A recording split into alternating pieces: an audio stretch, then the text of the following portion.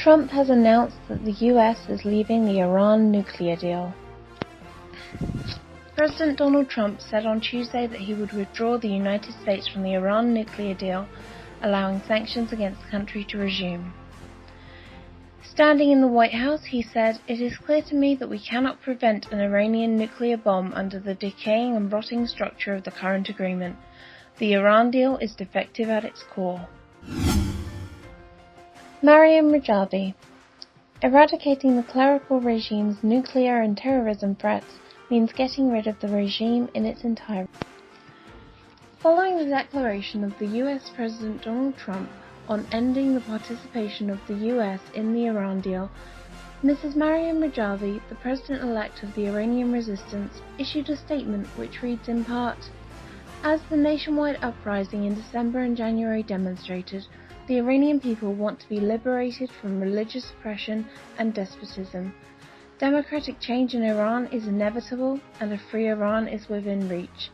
The end of the religious dictatorship in Iran is a requisite for regional peace, democracy, stability, and security. This is the only way to end war and crisis in the region and avert a larger war." US Treasury Department declares new sanctions policy against Iran. Following US President Donald Trump's decision to pull out of the nuclear deal with the Iranian regime, Treasury Secretary Steven Mnuchin confirmed the sanctions in a statement. It reads, "President Trump has been consistent and clear that this administration is resolved to addressing the totality of Iran's destabilizing activities. We will continue to work with our allies to build an agreement that is truly in the best interests of our long-term national security. The United States will cut off the IRGC's access to capital to fund Iranian malign activity, including its status as the world's largest sponsor of terror, its use of ballistic missiles against our allies, its support for the brutal Assad regime in Syria, its human rights violations against its own people, and its abuses of the international financial system."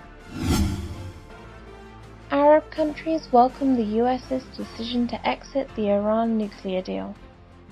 Several Arab countries welcomed the United States' decision to exit the Iran nuclear deal and reimpose sanctions on the Iranian regime.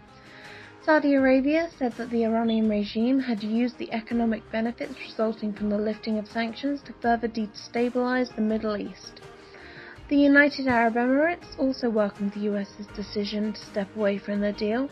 According to Al Arabiya news agency, the UAE approved the US president's decision to exit the nuclear deal with the Iranian regime.